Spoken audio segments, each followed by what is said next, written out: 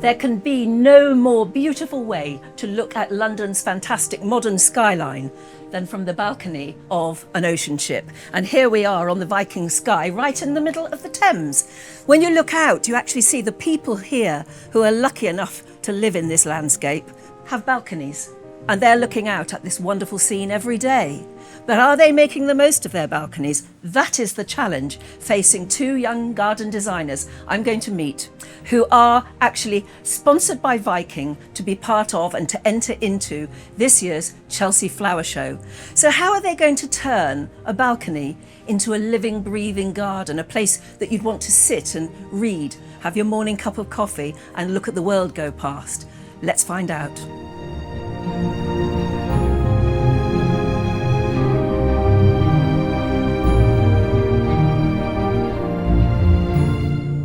Ben and Freddie, Freddie and Ben, it's lovely to meet you. And I know this is quite a big deal because it's a real challenge designing for a balcony.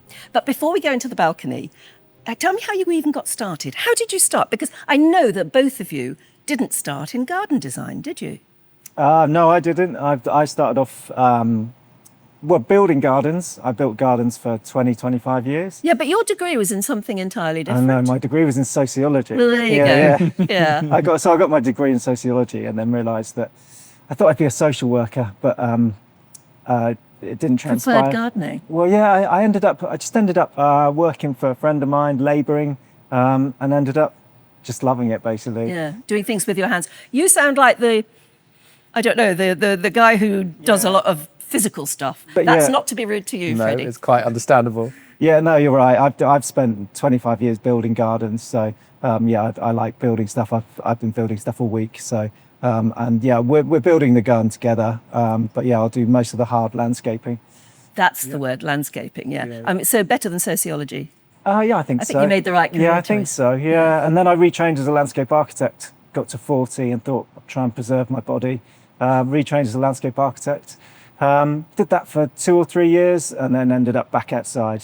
Just enjoy being outside. It's good for you, isn't it? It's really good There's for you. something about it. Because Freddie, you're the same. I mean, your degree was in something, the beginning was in something entirely different. Fine art, yeah. Fine art? Yeah, so it was lovely, fine art, but quickly realised I couldn't make it as an artist straight off the bat. And so, and find myself working for a couple of years. You'd still be in a garret, wouldn't you, somewhere with oil paints? That would be lovely, wouldn't it? It would be lovely, but not quite. I don't think I could connect all the dots. I think I have a huge respect for artists who have been able to make that work. But for me, I wanted to do something a bit more practical and provide a surface that people actually really needed.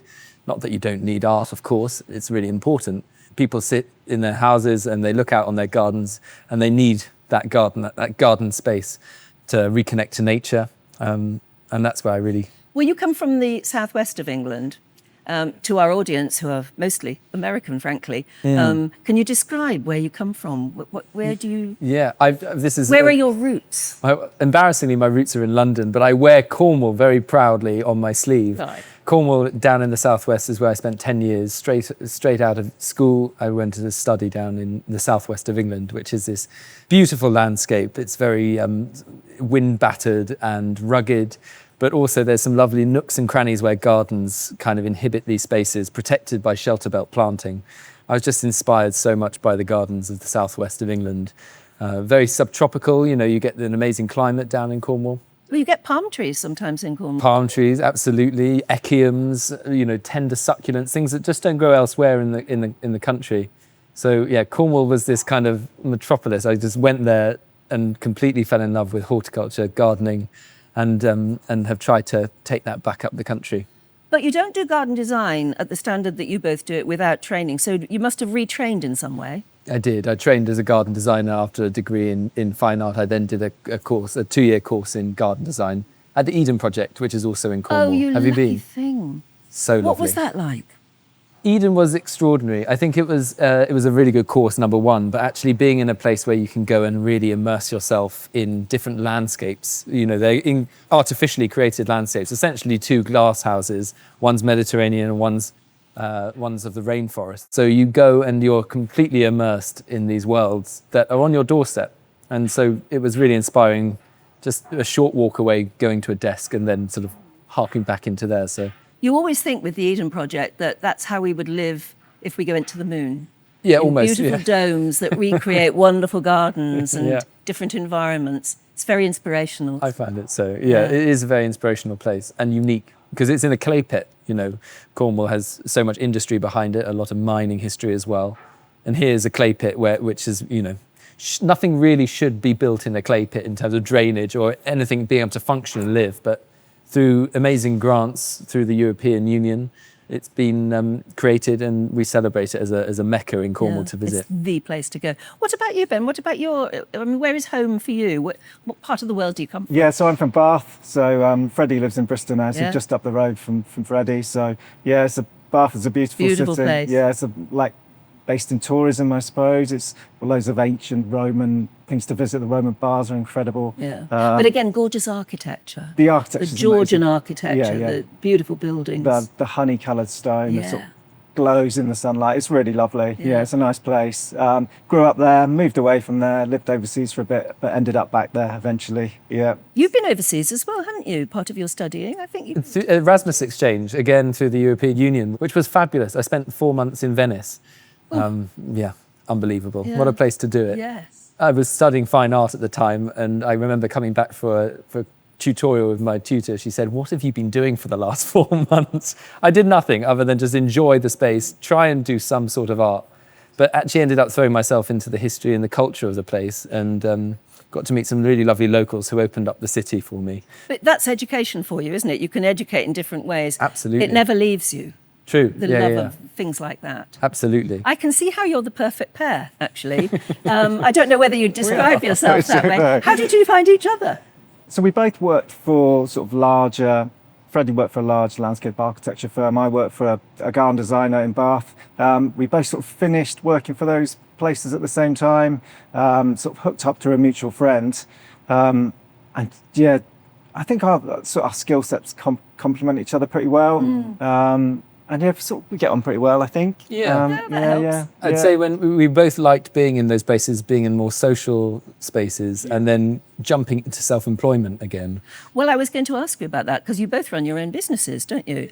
Now, the skill set of somebody who loves being outdoors, who loves plants and creating things, is that the same skill set as running your own business? Is it a bit scary? Yeah, for me it is. Yeah, spreadsheets. I'm awful with spreadsheets. I can't do that. Freddie does all the spreadsheets. And I'm not even good at them either, I No. don't think.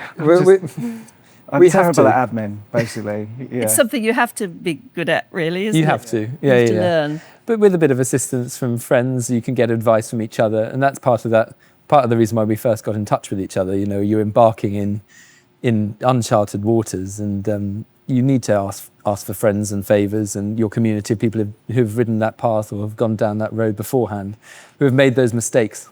Yes, you don't want to make the same mistakes again, or at least learn from them. No, exactly. So, have you done any projects together before this one for Viking? Yeah, we have. Yeah, what have we done? Two, three Couple, two or yeah. three Like what? projects. There's a private garden in York. So that's being built at the moment. So we went up there, did the initial consultation, did the design, tender package, all that sort of stuff. For a private client? For a private client, client, yeah. How lovely. A second one in St Paul's in London, which again is being built at the moment.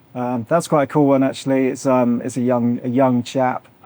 It's a really cool garden, loads of concrete and steel and things like that. Outdoor Yes, you'd kitchens. like that, wouldn't you? Yeah, it's really nice. It's going to be a nice garden. But that's interesting, concrete and steel. You think, oh, but you have also got the job of making it live. Yeah, well, absolutely. Well, we both do. But What goes yeah. with concrete and steel? Oh, that's the thing. I think when it comes to plants, it's always about balance. You can't have hardscape without the softscape, and those two need to really function together. So yeah, there's a stage of every build where it's all the hardscape before the plant's established, and it does always feel too much. You go there to take a photo, and you're like, oh God, these plants are just tiny in comparison. So in a way, this is part of the reason why we do show gardens, because there's that immediacy, which you don't get in gardening every day. And we leave our typical projects in London or elsewhere, and you wait 3 years, you need that maintenance element. Here we have the joy of being able to use semi-mature and mature plants to give that idea of a garden that's been there for a long time. See, that's what really upsets me about going to Chelsea, Yeah. the flower show, because you see these tiny little patches of garden that are unbelievably beautiful.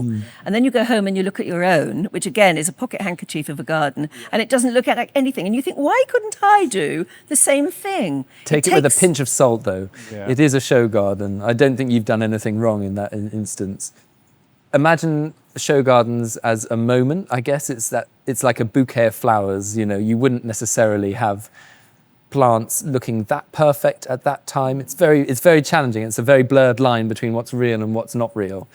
But for horticulturists, I think to have that immediacy is always a lure into it. You're always wonderful. drawn in, aren't you? And just for somebody looking and envying, Yeah. it's wonderful to see how you can transform an area not much bigger than where we are sitting at the moment into something that's extraordinary. What a challenge. A real challenge. Do you know, it has been challenging. Like, as a trained landscape architect as well, we sort of work on a bigger scale than this. But I found this incredibly challenging, this small balcony garden. Yeah, incredibly challenging indeed. It's, you know, you've got to pay so much attention to these small little things rather than, you know, quite often you'll chuck an area of meadow in or something like that, and that solves the problem. Or a river. Yeah, I'll stick that's a it. fountain over there or whatever. You can't do that on a balcony. No, Okay, so let's talk about the balcony.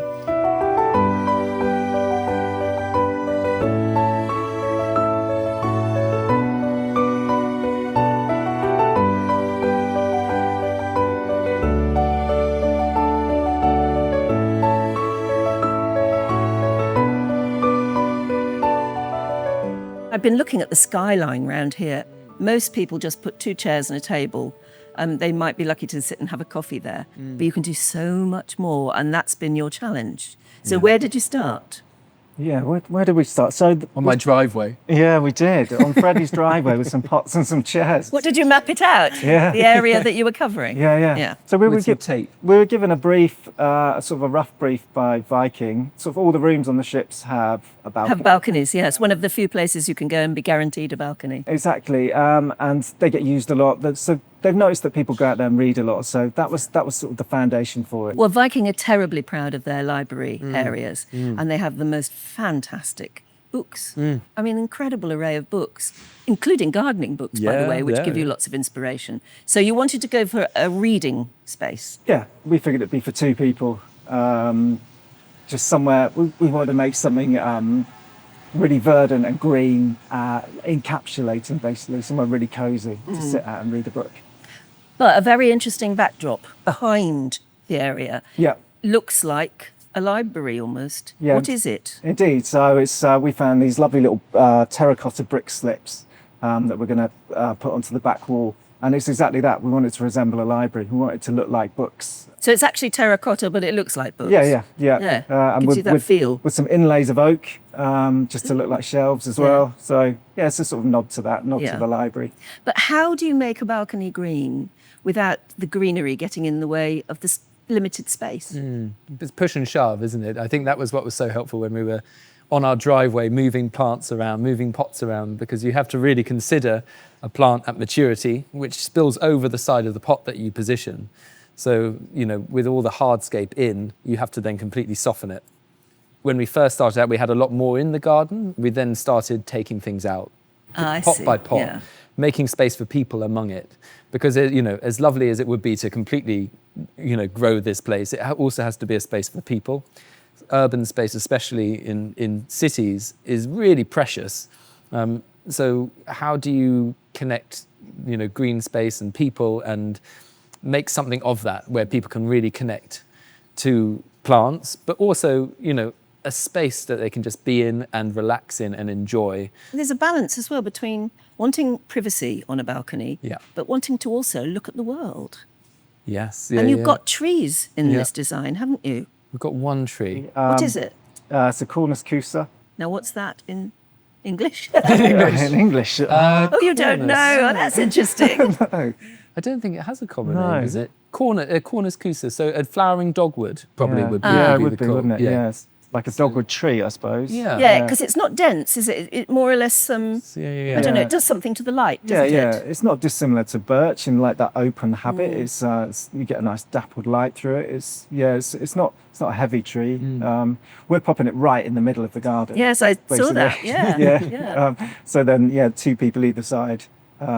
And then, so you still get the vistas out and things like that, and then be able to see through to one another. See, that's interesting for people to look at, because I think a lot of people, if they get an apartment with a balcony or whatever, you don't think of putting a tree on it, do you really? And yet it is lovely. It looks beautiful. It has to work really hard, the tree, as well. You know, you're thinking about different seasons of interest. So in the winter, the stem and the bark is very beautiful. And the form of the tree, we hope to rely on that to give some form of winter interest. In spring, you know, the foliage comes out, and also then you get a beautiful flower from the tree. It's this lovely white flower. If it snows, it looks beautiful in snow. Yeah, absolutely. At Christmas, you could put a few lights on Exactly. it. Is that the wrong thing to say to a garden designer? No, Oh, absolutely. good, You know, good. gardens are about people, aren't they? So, Yeah. you know, as long as you Yeah. can relate to your plants, that's a lovely... What about chairs? Because I know you haven't gone for the normal patio chair. No. No. We looked long and hard at chairs actually, and then eventually decided we'd get some made. We found sort of what we wanted, but it wasn't quite right. So we borrowed some like design ideas from a few chairs, and then got the size right. And then we've got a little timber like carpentry company in Bristol called Conk to make the chairs for us. Conk, good, isn't it? Yeah. Apparently it's the sound of a hammer. Oh, right, yes. I can see that. Yeah. So yeah, they're making the chairs for us. I think they're nearly And done. what's the feel of it? Are they comfy, sit back and read chairs? I presume they are. Lounge chairs, yeah, exactly. I think considering the footprint of the garden, we really just had to make sure it fitted in, because typically you find lounge chairs that have a very wide footprint of it, and we wanted to really And you maximise. can't move around them. Can't Yeah. move around them, but maximising comfort, of course. So to get that balance between comfort and practicality, we had to go bespoke for the space, and working with Conk has been really enjoyable actually. So when you accept the commission from Viking and you start to come up with design ideas, do you surprise Viking at the end by saying this is it, or do you work with them all alongside? We worked with them along the way actually. There's a lot of back and forth. They sort of have some requirements they want from the garden as well. So yeah, there was a bit of back and forth before we got it right. Because they they love their design at Viking. Yeah. You only have to look at this place, the Winter Garden. I mean, it's just gorgeous, but very Nordic. I mean, have you taken any inspiration from the ships? Yes, yeah, no, definitely we have. We're in the Winter Garden. The timber you see around us isn't dissimilar to the inlay that we're using in the back wall. And, you know, they've used timber very creatively here, and we hope to do that the same It in our diffuses garden. the light as well, doesn't it, Yeah, somewhat? Yeah. absolutely. You know, from a horticultural perspective, it's a very uninhabitable space for plants to survive with the salt-laden winds around you. Yeah. So the creative use of materials in here especially as well, you know, you have to think out the box, and Viking have done that. And that's, I think, where it really differs from other ships. It's a really beautiful space to be in. You've been on a ship, haven't you? Yeah, I have. Yeah. So what was the experience like? It was wonderful. It was my first experience, and it took me by surprise. I think something that really informed our design from that experience was the ability to create a cozy space. Cozy is a really interesting thing. It means Different things to different people. Absolutely, yeah. But the fundamentals are the same. It's usually something that's quite intimate. Yeah. You're surrounded by textures and fabrics, or things that maybe, you know, want you to sit down. I'm sat on this cushion stroking it here as we Yes. speak. But outdoors, cozy is an interesting word, and that's what we spent a lot of time trying to figure out, because a reading room internally is typically a snug. Yeah. It's somewhere that you want to spend a lot of time, maybe darker tones on the wall. There might be candles around you, throwing things out there that, you know, we did the research, definitely fabrics and throws that you might put on you. How do you create that outside has been our real challenge. Yeah.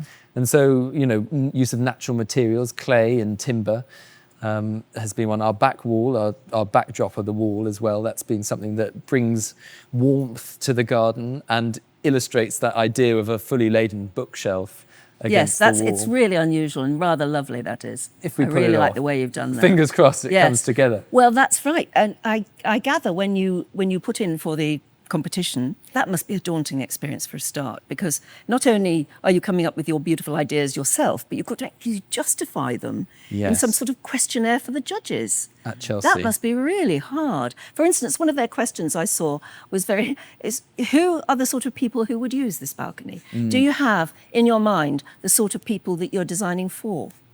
Yeah, we do. We sort of conjured up our imagined clients, basically. Who are they? Well, they're What are their names? they're a retired couple, Yeah. semi-retired couple. They live in the southeast of England. Yeah. They downsized. They used to live in a big house. They've downsized so they can travel more.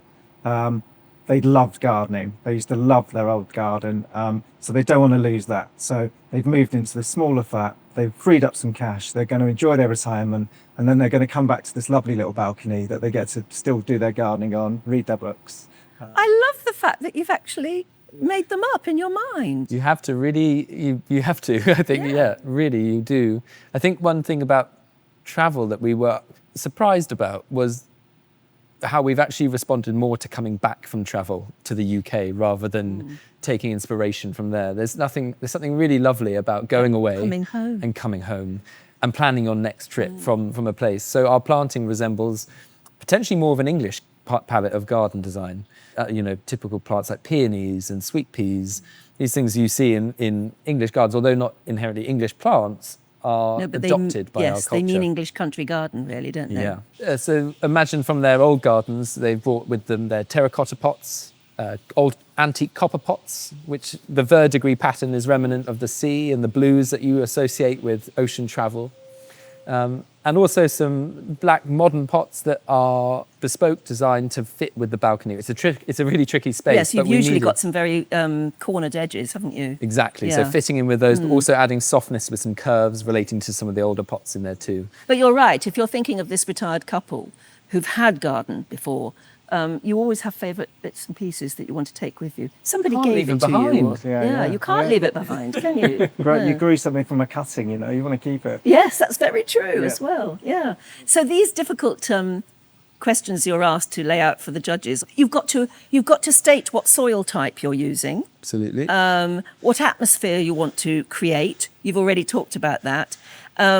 And things like state your choice of hard materials. So what hard materials would you put on a balcony? We've got the back wall to look like the books. The other thing are the pots and the planters. The floor, we've chosen a lovely reclaimed quarry tile for the floor. So it's really nice to recycle things. It's this beautiful black quarry tile. It's really lovely. But that's about it for hard materials, really. It's pretty limited palette.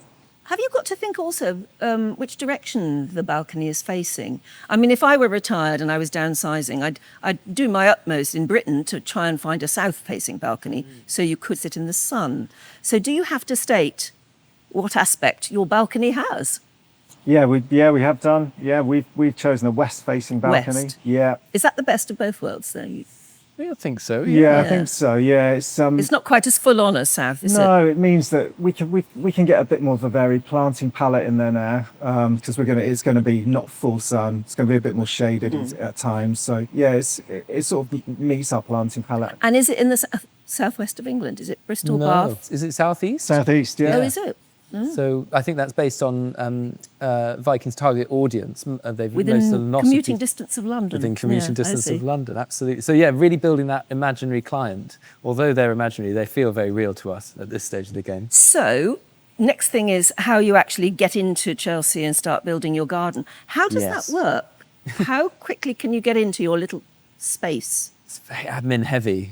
I've spent a lot of time on online portals and signing people up to zones and passports, photos, headshots, all that stuff. It's pretty full on. I think, being in Chelsea is a really prestigious event, and so they really ramp up the scale of being able to actually get on there and build. It's so small as well, the actual showground itself. I don't know how they do it. It's extraordinary every year how this show comes together. But it's wonderful, isn't it? It is. It's quite something to win at Chelsea, isn't it? Yeah, I think, there's a huge history of people at Chelsea doing very well, and watching their careers flourish from those points has been very inspiring. So do you feel under pressure? Oh, God, yeah. Really? Yeah. Oh, lots of sleepless nights, definitely, yeah. But it's good. It's good to be under pressure. It means a lot, It means a lot to us. We want to do the garden proud, I think. Yeah. What did it mean when you actually did the deal with Viking? When Viking came to you or you went to them? I don't know how it worked, but it must be wonderful to have sponsorship like that. Yeah, hugely. I think Viking's got a great history of sponsoring gardens. They sponsored Hampton Court Flower Show as the lead sponsor for many years, and then worked with other designers over the course of their careers. And they're a big name at Chelsea. So when that name came knocking, it was a bit of a pinch me moment. It was really exciting. I think at first, I was slightly intimidated by a balcony garden. We've discussed why. We know it's going to be a challenge. It's a small space and a big name. So that took some time to really come round to the idea of doing it. And also, as you say, at the world stage. Yes, the royals go there. They take a special interest. Oh, it'll be fab. I know, it will be fab. Yeah. I think, there's so many variables with show gardens. Yes, you've got your idea of what it's going to look like, but you never truly know until it's built. And even then, you've got to make it live. You've got to maintain it as you would do a garden, more so than if you were to be doing a real garden that's, its roots are working, these plants. So how long do you have to build it to actually be on site and make it happen? Yeah, not long. Was it 8 days? We get 8 days to do it, to get the whole thing done before it then gets judged. Yeah. I love those you see the time-lapse Yes. videos, don't you? And you Yeah, think, yeah. wow, They're that's amazing. brilliant. There's really hard work goes into it. Really hard, and a big team. We're at the tip of we're at the top in that sense that you see us at this moment. But my goodness, there's so many other people that feed into these show gardens, and without your them, it plants, wouldn't work. they've all got to be perfect, all at the same time. I know. How do you do that? Kelway's plants. Thank goodness for people that know how to grow plants for these shows, because it's a real skill. It's not just a typical nursery. You're timing plants, you're moving them around the nursery into shadier corners and shadier pots. If something's looking like it might flower too soon, it goes into, what do they call the zone? A fridge. Yeah, nice. Practically a fridge. Yeah, no, yeah. thank goodness they don't use fridges. I can't remember what they called it, but there's just this dark, dingy corner. The on dingiest nursery, corner. yeah. Just to slow it down a bit. Slow it So down. you're not needed yet. It's a real skill growing for Yes. shows. So we're working with Kelway's plants, who have great history of being some of the best growers for the flower And show. is there any particular colour scheme of your flowers? We've said soft, haven't we? Yeah. Soft. Yeah, it's we've got a lot of plants. We won't use all of them. Can I have the leftovers, please? You can, I yeah. can take it home and Have try you got and space? recreate the same thing. Absolutely. I haven't got a balcony, but I've got a pocket handkerchief of garden. But that's a challenge Some too. gaps to fill. Yeah. Oh yes. Absolutely, we can Yeah. help with I that. love the leftovers. Yeah, that's very absolutely much. fine. Yeah. And do you have a team of fantastic helpers to help you with? Yes. Yeah, mums, dads, nieces, nephews, everybody. Yes, and patient, wives at home, and my goodness, it's a real family affair. Yeah. Doing something like this. Well, It look, takes the a lot best of of sacrifice. luck, because the design looks fabulous, and it'll work. Of course, it'll work. Yeah, I and- trust I've got a good teammate here. Well, in Ben. by the sound of it, you are a very good team already. All I can do is say best of luck. Thank you, and Anne. Thank you. we will, stay in touch. Yeah. Yes, Yes. about those plants. Yes, absolutely. Thank you. Thanks so much. Thank you very much.